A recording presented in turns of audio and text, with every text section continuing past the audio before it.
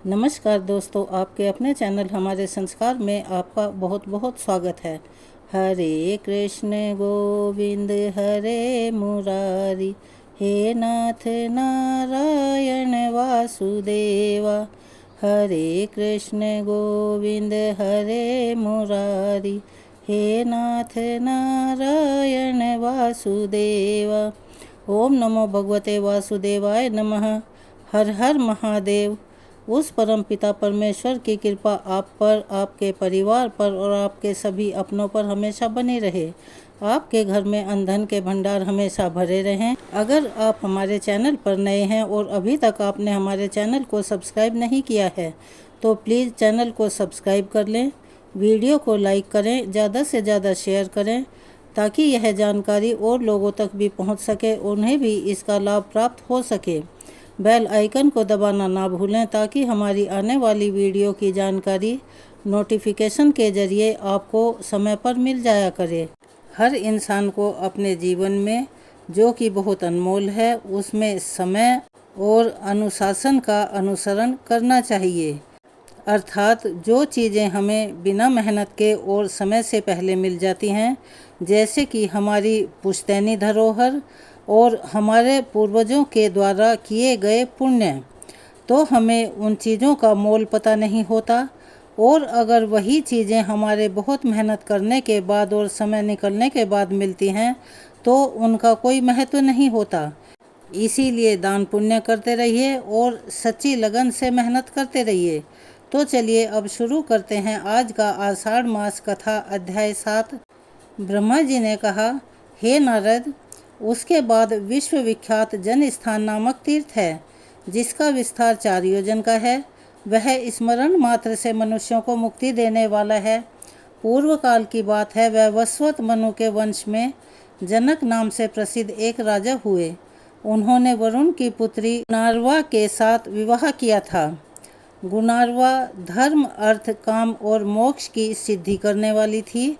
जनक में भी यही गुण थे, अतः राजा को अपने गुणों के अनुरूप सुयोग्य पत्नी मिली। विप्र वर याज्ञवल्क्य राजा जनक के पुरोहित थे। एक दिन राजा ने अपने पुरोहित से पूछा, द्विज श्रेष्ठ, बड़े बड़े मुनियों ने ये निर्णय किया है कि भोग और मोक्ष दोनों श्रेष्ठ हैं। अंतर बस इतना ही है कि भोग अंत में विरस हो जाता है और मुक्ति नित्य एवं निर्विकार है। अतः भोग से भी मुक्ति को ही श्रेष्ठ माना गया है। आप बताएं, भोग से भी मुक्ति की प्राप्ति कैसे होती है? इस प्रकार की आसक्तियों का त्याग करने से जो मुक्ति प्राप्त होती है वह तो अत्यंत दुख साध्य है। अतः जिस उपाय से अत्यंत सुखपूर्वक मुक्ति हो सके वह भी बताइए। तब याज्ञवल्क्य बोले, राजन, साक्षात भगवान वरुण तुम्हारे गुरुजन, ससुर और हितकारी हैं। उन्हीं के पास चलकर पूछो, वे तुम्हें हित का उपदेश देंगे। फिर याज्ञवल्क्य और जनक दोनों राजा वरुण के पास गए और वहां जाकर उन्होंने मुक्ति का मार्ग पूछा। तब वरुण ने कहा, 2 प्रकार से मुक्ति प्राप्त होती है, एक तो कर्म करने से और एक कर्म ना करने से। वेद में यह मार्ग निश्चित किया गया है कि कर्म न करने की अपेक्षा कर्म करना श्रेष्ठ है। धर्म, अर्थ, काम और मोक्ष, यह चारों पुरुषार्थ कर्म से बंधे हुए हैं। हे राजन, कर्म द्वारा सभी प्रकार के साधनों की सिद्धि होती है। इसीलिए मनुष्यों को सभी तरह के वैदिक कर्म का अनुष्ठान करना चाहिए। इससे वे इस लोक में भोग और मोक्ष दोनों प्राप्त करते हैं। अकर्म से कर्म पवित्र है। कर्म भिन्न भिन्न आश्रमों और वर्णों के अनुसार अनेक प्रकार के होते हैं। वर्णों और आश्रमों में भी 4 आश्रम कर्म के द्वारा माने गए हैं। उनमें भी गृहस्थ आश्रम अधिक पुण्यदायक है। उससे भोग और मोक्ष दोनों प्राप्त हो सकते हैं, यही मेरा मानना है। यह सुनकर राजा जनक और बुद्धिमान याज्ञवल्क्य ने वरुण का पूजन किया और पुनः यह बात पूछी, हे सुरश्रेष्ठ, आपको नमस्कार है। आप सर्वज्ञ हैं। बताइए, कौन सा देश और कौन सा तीर्थ ऐसा है जो भोग तथा मोक्ष प्रदान करने वाला है? वरुण ने कहा, इस पृथ्वी पर भारतवर्ष और उसमें भी दंडक वन पुण्यदायक है। इसमें किया हुआ शुभ कर्म मनुष्यों को भोग तथा मोक्ष दोनों प्रदान करता है। तीर्थों में गंगा श्रेष्ठ है, वो मुक्तिदायिनी मानी गई है। वहाँ यज्ञ और दान करने से मोक्ष की प्राप्ति होगी। वरुण का यह उपदेश सुनकर याज्ञवल्क्य और जनक उनकी आज्ञा लेकर अपनी पुरी में वापस लौट आए। फिर गंगा तीर्थ पर जाकर राजा जनक ने अश्वमेध आदि यज्ञ किए और विप्रवर याज्ञवल्क्य ने उन यज्ञों में आचार्य का कार्य किया। गौतमी गंगा के तट पर यज्ञ करने से राजा को मोक्ष की प्राप्ति। फिर जनक वंश के बहुत से राजा क्रमशः वहां आकर यज्ञ करते रहे और गोदावरी की कृपा से मोक्ष के भागी होते रहे। तभी से यह तीर्थ जन स्थान के नाम से विख्यात हुआ। जनकों का यज्ञ स्थान होने से उस स्थान का नाम जन स्थान पड़ गया। वहाँ स्नान दान पितरों का तर्पण करने से, उस तीर्थ का चिंतन करने, वहाँ जाने और भक्तिपूर्वक दर्शन करने से व्यक्ति को सभी अभिलक्षित वस्तुओं का पाता है और मोक्ष का भागीदार होता है। अरुणा और वरुणा नाम की दो परम पवित्र नदियाँ हैं। उन दोनों का गोदावरी में संगम हुआ है, जो बहुत ही पवित्र तीर्थ है। उसकी उत्पत्ति की कथा सभी पापों का नाश करने वाली है। मैं उसे बताता हूँ। सुनो, महर्षि कश्यप के ज्येष्ठ पुत्र आदित्य अर्थात सूर्य समस्त लोकों में विख्यात हैं। वे लोकों के नेत्र हैं। उनकी किरणें अत्यंत दुस्सह्य हैं। भगवान सूर्य के रथ में 7 घोड़े जुते हुए हैं। भगवान सूर्य संपूर्ण लोकों द्वारा पूजित हैं। उनकी पत्नी का नाम उषा है। उषा विश्वकर्मा की पुत्री और त्रिभुवन की अद्वितीय सुंदरी है। उसे अपने स्वामी के तीव्र ताप को सहन नहीं कर पाती। वह सदा इसी चिंता में पड़ी रहती है कि मुझे क्या करना चाहिए। उषा के 2 बुद्धिमान पुत्र वैवस्वत मनु और यम, एक कन्या भी थी जो परम पवित्र यमुना नदी के रूप में विख्यात हुई। एक दिन उषा ने अपने ही समान रूप वाली अपनी छाया उत्पन्न की और उससे कहा, तू मेरे ही जैसी होकर मेरी आज्ञा से पति की सेवा तथा मेरे पुत्रों का पालन कर। मैं जब तक लौट कर ना आऊँ तब तक तुम पति की प्रेयसी बनकर रहो। यह रहस्य किसी को मत बताना। मेरी संतानों पर भी यह भेद प्रकट न हो पाए। छाया ने बहुत अच्छा कहकर उषा की आज्ञा स्वीकार कर ली और उषा अपने घर से निकल गई। उसने तपस्या करने के लिए उत्तर कुरु नामक देश को प्रस्थान किया। वहां पहुंचकर उसने घोड़ी का रूप धारण करके बड़ी कठिन तपस्या प्रारंभ कर दी। जब सूर्यदेव को यह बात पता चली तो उन्होंने भी घोड़े का रूप धारण किया और उसके पास पहुंच गए। पतिव्रता उषा पर पुरुष की आशंका से भागकर भारतवर्ष में गौतमी के तट पर आई। वहां उसका पति के साथ समागम हुआ, जिससे अश्विनी कुमारों की उत्पत्ति हुई। वह स्थान अश्व तीर्थ, भानु तीर्थ और पंचवटी के नाम से विख्यात हुआ। तापी और यमुना दोनों सूर्य की कन्याएं थीं। वे गौतमी तट पर अपने पिता से मिलने के लिए अरुणा वरुणा नामक नदियों के रूप में आई थी। उन दोनों का जहाँ गंगा में संगम हुआ है वह बहुत उत्तम तीर्थ है। उसमें भिन्न भिन्न देवताओं और तीर्थों का पृथक पृथक समागम हुआ है। उक्त संगम में 27,000 तीर्थों का समुदाय है। वहाँ किया हुआ स्नान और दान अक्षय पुण्य प्रदान करने वाला है। नारद उस तीर्थ के स्मरण कीर्तन और श्रवण से भी मनुष्य सभी पापों से मुक्त होकर धर्मवान और सुखी हो जाता है। श्री ब्रह्मा जी कहते हैं, नारद, गरुड़ नामक तीर्थ सभी विघ्नों की शांति करने वाला है। उसके प्रभाव का भी वर्णन करता हूँ, ध्यान देकर सुनो। शेषनाग के एक महाबली पुत्र था जो मणिनाग के नाम से प्रसिद्ध हुआ। उसे सदा गरुड़ का भय बना रहता था।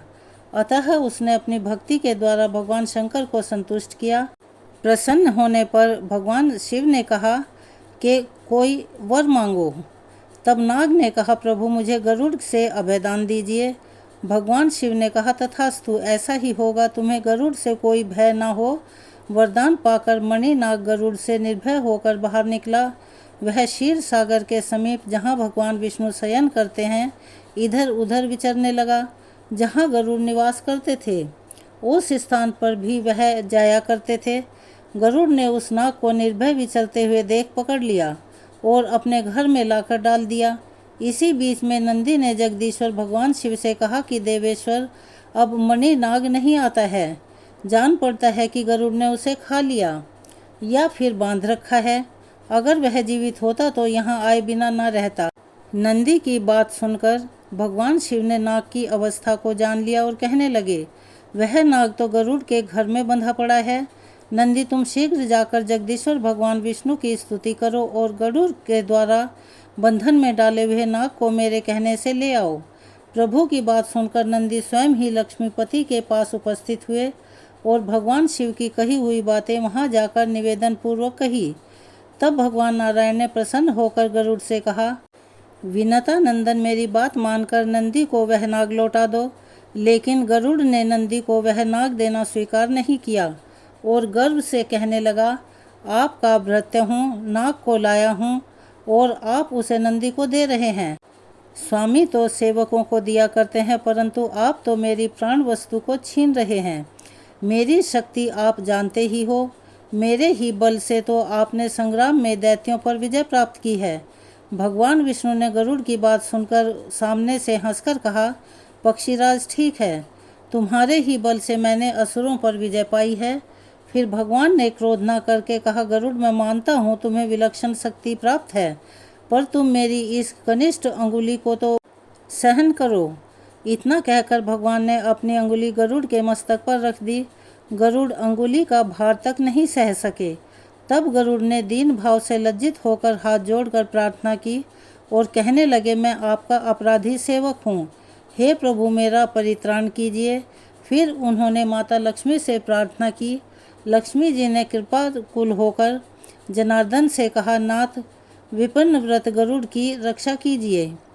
तब भगवान ने नंदी से कहा, नंदीकेश्वर, तुम गरुड़ के साथ ही नाग को महादेव जी के पास ले जाओ।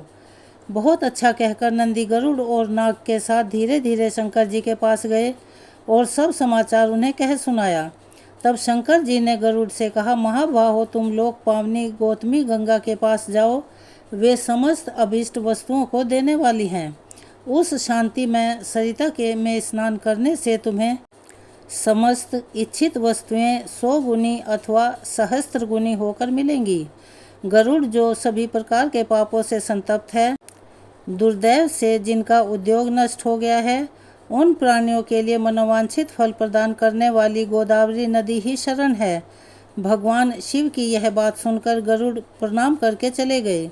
गोदावरी के तट पर पहुंचकर उन्होंने जल में स्नान किया और भगवान शिव तथा विष्णु के चरणों में मस्तक झुकाया। फिर उनमें पूर्ववत वेग आ गया और वे उड़कर भगवान विष्णु के समीप चले गए।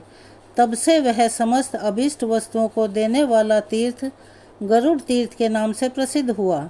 वत्स नारद, मनुष्य मन और इंद्रियों को संयम में रखते हुए यहाँ स्नान और दान जो भी काम करता है, वह सब अक्षय तथा शिव और विष्णु को प्रिय लगने वाला होता है।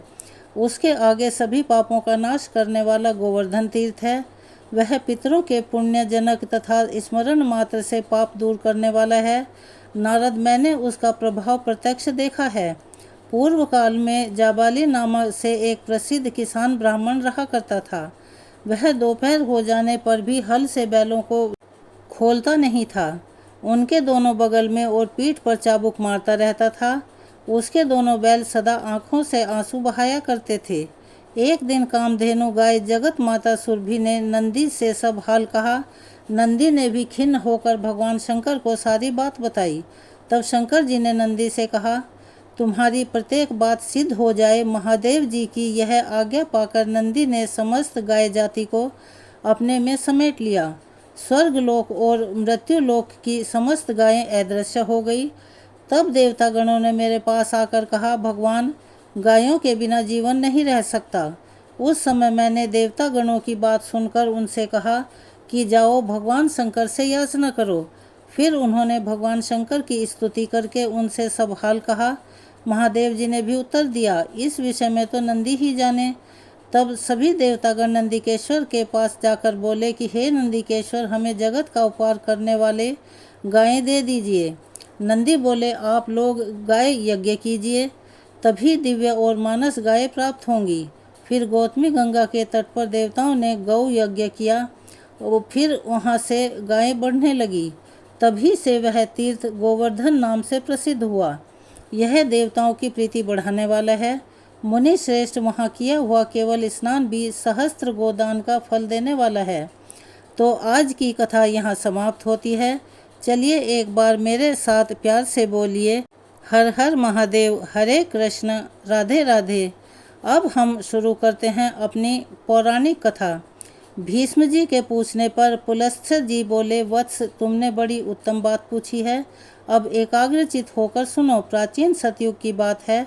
बलिष्ठ दानवों ने समूचे स्वर्ग पर अधिकार जमा लिया था। इंद्र सहित संपूर्ण देवताओं को जीतकर उनसे त्रिभुवन का राज्य छीन लिया था।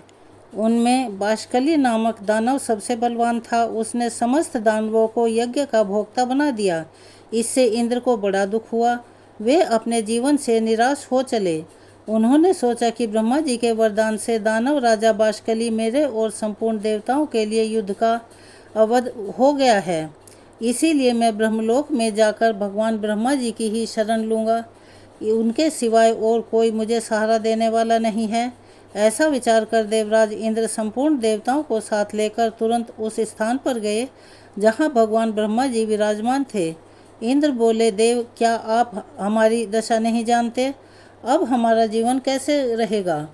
प्रभु, आपके वरदान से दैत्यों ने हमारा सब कुछ छीन लिया है। मैं दुरात्मा बाष्कली की सारी करतूतें पहले ही आपको बता चुका हूँ। पितामह, आप ही हमारे पिता हैं। हमारी रक्षा के लिए शीघ्र ही कोई उपाय कीजिए। संसार से वेद पाठ और यज्ञदत्त और मंगल की बातें जाती रहीं। सबने अध्ययन करना छोड़ दिया है। दंड नीति भी उठा दी गई है। इन सब कारणों से संसार के प्राणी किसी तरह सांस मात्र ले रहे हैं। यह संसार पीड़ाग्रस्त तो था ही, अब और भी कष्ट तरदशा में पहुंच गया है। इतने समय में हम लोगों की बड़ी गिलानी उठानी पड़ी है। ब्रह्मा जी ने कहा, देवराज, मैं जानता हूँ बाष्कली बड़ा नीच है और वरदान पाकर वह घमंड से भर गया है। यद्यपि तुम लोगों के लिए वह अजेय है, फिर भी मैं समझता हूँ कि भगवान श्री विष्णु उसे अवश्य ही ठीक कर देंगे। पुलस्त्य जी कहते हैं कि राजन, उस समय ब्रह्मा जी समाधि में स्थित हो गए। उनके चिंतन करने पर ध्यान मात्र से चतुर्भुज भगवान श्री विष्णु थोड़े ही समय में सबके देखते देखते वहां आ पहुँचे। भगवान श्री विष्णु बोले, हे ब्राह्मण, इस ध्यान को छोड़ो। जिसके लिए तुम ध्यान करते हो वही मैं साक्षात तुम्हारे पास आ गया हूँ। ब्रह्मा जी ने कहा, स्वामी ने यहाँ आकर मुझे दर्शन दिया, यह बहुत बड़ी कृपा हुई। संसार के लिए जगदीश्वर की जितनी चिंता है उतनी और किसी को नहीं हो सकती है। मेरी उत्पत्ति भी आपने जगत के लिए ही की थी और जगत की यह दशा है, अतः उसके लिए भगवान का शुभागमन वास्तव में कोई आश्चर्य की बात नहीं है। प्रभु, विश्व के पालन का कार्य आप ही के अधीन है। इस इंद्र का राज्य बाष्कली ने छीन लिया है। चराचर प्राणियों के सहित त्रिलोकी को अपने अधिकार में कर लिया है। केशव, अब आप ही सलाह देकर अपने इस सेवक की सहायता कीजिए। भगवान श्री वासुदेव ने कहा, हे ब्राह्मण, तुम्हारे वरदान से वह दानव इस समय अवध है। यद्यपि उसे बुद्धि के द्वारा बंधन में डालकर परास्त किया जा सकता है। दानवों का विनाश करने के लिए वामन रूप धारण करूंगा। यह इंद्र मेरे साथ बाष्कली के घर चले और वहां पहुंचकर मेरे लिए इस प्रकार वर की याचना करें कि राजन, इस बौने ब्राह्मण के लिए 3 पग भूमि का दान कीजिए। महाभाग्य इनके लिए मैं आपसे याचना करता हूँ। और ऐसा कहने पर वह दानव राज तो अपना प्राण तक दे सकता है। पितामह, उस दानव का दान स्वीकार करके पहले मैं उसे राज्य से वंचित करूँगा, फिर उसे बांधकर पाताल का निवासी बनाऊंगा। ऐसा कहकर भगवान श्री विष्णु अंतर्ध्यान हो गए। इसके बाद कार्य साधन के अनुकूल समय आने पर संपूर्ण प्राणियों पर दया करने वाले देवादिदेव भगवान ने देवताओं का हित करने के लिए आदिति का पुत्र होने का विचार किया।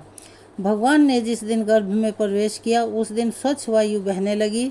संपूर्ण प्राणी बिना किसी उपद्रव के अपने अपने इच्छित पदार्थ प्राप्त करने लगे। वृक्षों से फूलों की वर्षा होने लगी। समस्त दिशाएं निर्मल हो गई और सभी मनुष्य सत्यपरायण हो गए। देवी आदिति ने 1000 दिव्य वर्षों तक भगवान को गर्भ में धारण किया। इसके बाद वे भूत भावन प्रभु वामन रूप में प्रकट हुए और उनके अवतार लेते ही नदियों का जल स्वच्छ हो गया। वायु सुगंध बिखेरने लगी। उस तेजस्वी पुत्र के प्रकट होने से महर्षि कश्यप को भी बड़ा आनंद हुआ। तीनों लोकों में निवास करने वाले समस्त प्राणियों के मन से अपूर्व उत्साह भर गया। भगवान जनार्दन का प्रादुर्भाव होते ही स्वर्गलोक में नगाड़े बज उठे। अत्यंत हर्षोल्लास के कारण त्रिलोक के मोह और दुख नष्ट हो गए। गंधर्व ने अत्यंत ऊंचे स्वर से संगीत आरंभ कर दिया। कोई ऊंचे स्वर से भगवान की जय जयकार करने लगे कोई अत्यंत हर्ष में भरकर जोर जोर से गर्जना करते हुए बार बार भगवान को साधुवाद देने लगे, और कुछ लोग जन्म, भय, बुढ़ापा और मृत्यु से छुटकारा पाने के लिए उनका ध्यान करने लगे। इस प्रकार यह संपूर्ण जगत सब ओर से अत्यंत प्रसन्न हो उठा। देवता लोग मन ही मन विचार करने लगे कि यह साक्षात परमात्मा श्री विष्णु हैं। ब्रह्मा जी के अनुरोध से जगत की रक्षा के लिए इन जगदीश्वर ने यह छोटा सा शरीर धारण किया है। यही ब्रह्मा, यही विष्णु और यही महेश्वर है। देवता, यज्ञ और स्वर्ग सब कुछ यही है, इसमें तनिक भी संदेह नहीं है। यह संपूर्ण चराचर जगत भगवान श्री विष्णु से व्याप्त है। ये एक होते हुए भी अलग अलग शरीर धारण करके ब्रह्मा के नाम से विख्यात हैं।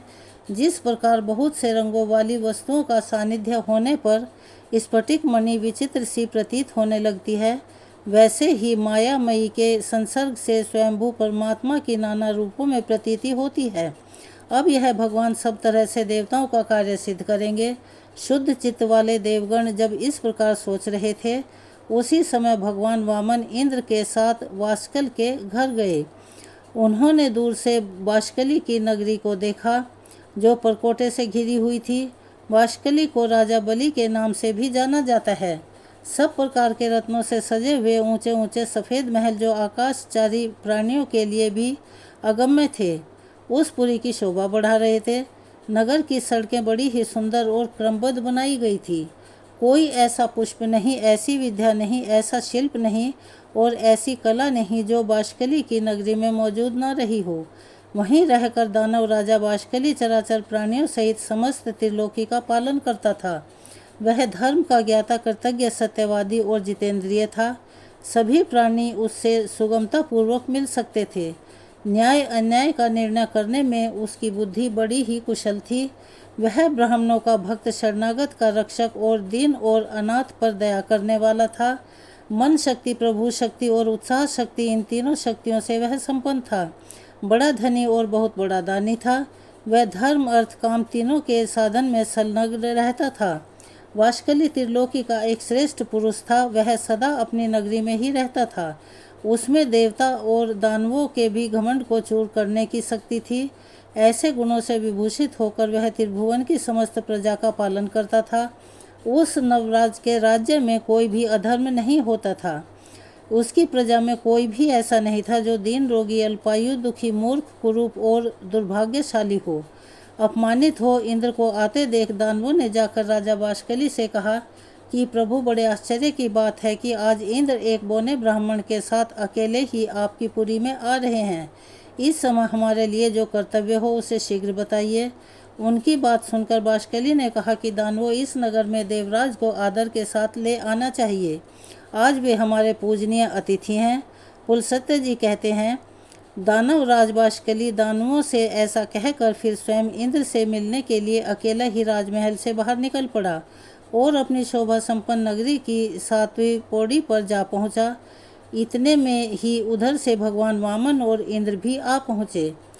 दानव राज ने बड़े प्रेम से उनकी ओर देखा और प्रणाम करके अपने को कृतार्थ माना। वह प्रसन्नता से भरकर सोचने लगा कि मेरे समान धन्य तो कोई दूसरा हो ही नहीं सकता, क्योंकि आज मैं त्रिभुवन के राज्य लक्ष्मी से संपन्न होकर देवराज इंद्र को याचक के रूप में अपने घर पर आया देखता हूँ।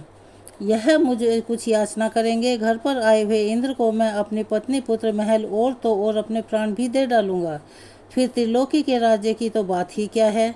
यह सोचकर उसने सामने आकर देवराज इंद्र को अंक में भरकर बड़े आदर के साथ गले लगाया और अपने राज्य भवन के अंदर ले जाकर अर्घ और आचमन आदि उन दोनों का यत्न पूर्वक पूजन किया। इसके बाद बाष्कली बोला, इंद्र, आज मैं आपको अपने घर पर स्वयं आया देखता हूँ। इससे मेरा जन्म सफल हो गया। मेरे सभी मनोरथ पूर्ण हो गए। प्रभु, मेरे पास आपका किस उद्देश्य से आना हुआ, मुझे सारी बात बताइए। आपने यहाँ आने का जो कष्ट उठाया है, इससे मैं बड़े आश्चर्य की बात समझ रहा हूँ। देवराज इंद्र कहने लगे, वाष्कली, मैं जानता हूँ दानव वंश के श्रेष्ठ पुरुषों में तुम सबसे प्रधान हो। तुम्हारे पास मेरा आना कोई आश्चर्य की बात नहीं है। तुम्हारे घर पर आए हुए याचक कभी खाली हाथ नहीं लौटते। तुम याचकों के लिए कल्पवृक्ष हो। तुम्हारे समान दाता कोई नहीं है। तुम प्रभा में सूर्य के समान हो, गंभीरता में सागर की समानता करते हो, क्षमाशील के कारण तुम्हारी पृथ्वी के साथ तुलना की जाती है। यह ब्राह्मण देवता वामन कश्यप जी के उत्तम कुल में उत्पन्न हुए हैं। इन्होंने मुझसे 3 पग भूमि के लिए याचना की है, किंतु आजकल मेरा त्रिभुवन राज्य तो तुमने पराक्रम करके छीन लिया है। अब तो मैं निराधार और निर्धन हूँ। इन्हें देने के लिए मेरे पास कोई भूमि नहीं है, इसीलिए मैं तुमसे याचना करता हूँ। याचक मैं नहीं, यह है दानवेंद्रो, तो इन वामन जी को 3 पग भूमि दो।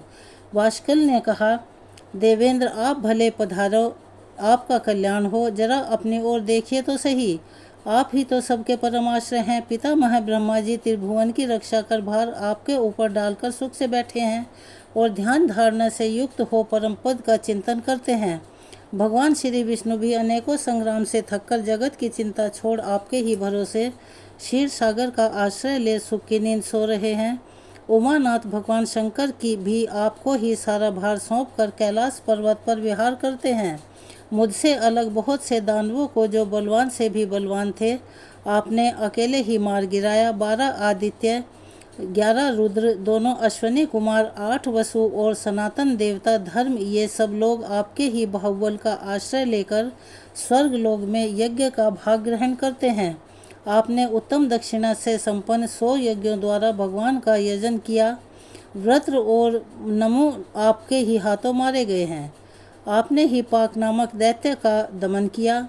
सर्वसमर्थ भगवान विष्णु ने आपकी ही आज्ञा से दैत्यराज हिरण्यकश्यप को अपनी जांघ पर बिठाकर मार डाला था। आप ऐरावत के मस्तक पर बैठकर वज्र हाथ में लिए जब संग्राम भूमि में आते हैं, उस समय आपको देखते ही दानव भाग जाते हैं। पूर्व समय में आपने बड़े बड़े बलिष्ठ दानवों पर विजय पाई है। देवराज आप तो ऐसे प्रभावशाली हैं, भला आपके सामने मेरी क्या गिनती हो सकती है। आपने तो मेरा उद्धार करने की इच्छा से ही यहाँ पदार्पण किया है। निसंदेह मैं आपकी आज्ञा का पालन करूँगा।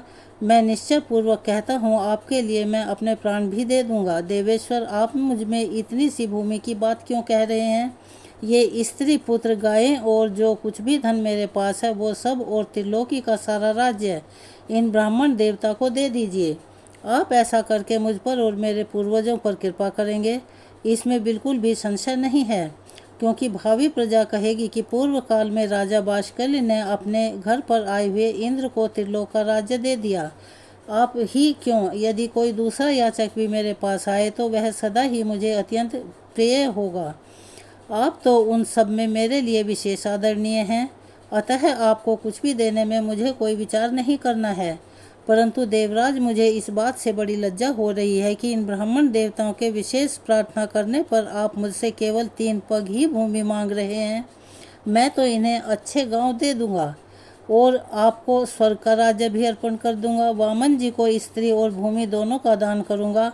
आप मुझ पर कृपा करके यह सब स्वीकार करें। पुलसत्य जी कहते हैं, राजन, दानव राज बाष्कली के ऐसा कहने पर उसके पुरोहित शुक्राचार्य ने उससे कहा, महाराज, तुम्हें उचित अनुचित का बिल्कुल ज्ञान नहीं है। किसको कब क्या देना चाहिए इस बात से तुम्हें अनुभव की हो, इसीलिए मंत्रियों के भली भांति विचार करके, सलाह करके, युक्तायुक्ति का निर्णय करने के बाद तुम्हें कोई कार्य करना चाहिए। तुम्हें इंद्र सहित देवताओं को जीतकर त्रिलोकी का राज्य प्राप्त किया है। अपने वचन को पूरा करते ही तुम बंधन में पड़ जाओगे। राजन, यह जो वामन है, इन्हें साक्षात सनातन विष्णु ही समझो। इनके लिए तुम्हें कुछ नहीं देना चाहिए, क्योंकि इन्होंने ही तो तुम्हारे वंश का उच्छल कराया है और आगे भी कराएंगे। इन्होंने माया से दानवों को परास्त किया है और माया से ही इस समय बौने ब्राह्मण का रूप बनाकर तुम्हें दर्शन दिया है। इसीलिए राजन, अब बहुत कहने की आवश्यकता नहीं है, इन्हें कुछ भी मत दो। 3 पग तो बहुत है, मक्खी के पैर के बराबर भी भूमि देना स्वीकार मत करो। अगर तुम मेरी बात नहीं मानोगे तो शीघ्र ही तुम्हारा नाश हो जाएगा, और यह मैं तुमसे बिल्कुल सच्ची बात कह रहा हूँ। बाष्कली ने कहा, गुरुदेव, मैंने तो धर्म की इच्छा से इन्हें सब कुछ देने की प्रतिज्ञा कर ली है। प्रतिज्ञा का पालन अवश्य करना चाहिए। यह सत्य पुरुषों का सनातन धर्म है। यदि यह भगवान विष्णु है और मुझसे दान लेकर देवताओं को समृद्धिशाली बनाना चाहते हैं, तब तो मेरे समान धन्य दूसरा कोई नहीं होगा। ध्यान परायण योगी निरंतर ध्यान करते रहने पर भी जिनका दर्शन जल्दी नहीं पाते, उन्होंने ही यदि मुझे दर्शन दिया है, तब तो मैं इन देवेश्वर ने मुझे और भी धन्य बना दिया। जो लोग हाथ में कुश और जल लेकर दान देते हैं, वे भी मेरे दान से सनातन परमात्मा भगवान विष्णु प्रसन्न हो, इस वचन के कहने पर मोक्ष के भागी होते हैं। इस कार्य को निश्चित रूप से करने के लिए मेरा जो दृढ़ संकल्प हुआ है, उसमें आपका उपदेश ही कारण है। बचपन में आपने एक बार उपदेश दिया था, गुरुवर, जिसे मैंने अच्छी तरह से अपने हृदय में धारण कर लिया था। वो उपदेश इस प्रकार था कि शत्रु भी यदि घर पर आ जाए तो उसके लिए भी कोई वस्तु अदेय नहीं है, उसे कुछ भी देने से कभी इनकार नहीं करना चाहिए। गुरुदेव, यही सोचकर मैंने इंद्र के लिए स्वर्ग का राज्य और वामन जी के लिए अपने प्राण तक दे डालने का निश्चय कर लिया है। जिस दान के देने से कुछ भी कष्ट नहीं होता, ऐसा दान तो संसार में सभी लोग देते हैं। यह सुनकर गुरुजी ने लज्जा से अपना मुंह नीचा कर लिया। तब बाष्कल ने इंद्र देव से कहा, हे देव, आपके मांगने पर मैं सारी पृथ्वी दे सकता हूँ। यदि इन्हें 3 ही पग भूमि देनी पड़े तो यह तो मेरे लिए लज्जा की ही बात होगी।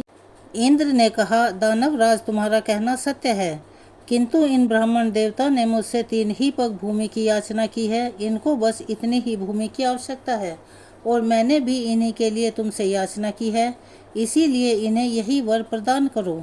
बाष्कली ने कहा, देवराज, आप वामन को मेरी ओर से 3 पग भूमि दे दीजिए और आप भी चिरकाल यहाँ सुख से निवास कीजिए। पुलसत्य जी कहते हैं, ऐसा कहकर बाष्कली ने हाथ में जल लेकर साक्षात श्री हरि मुझ पर प्रसन्न हो, ऐसा कहते हुए वामन जी को 3 पग भूमि दे दी।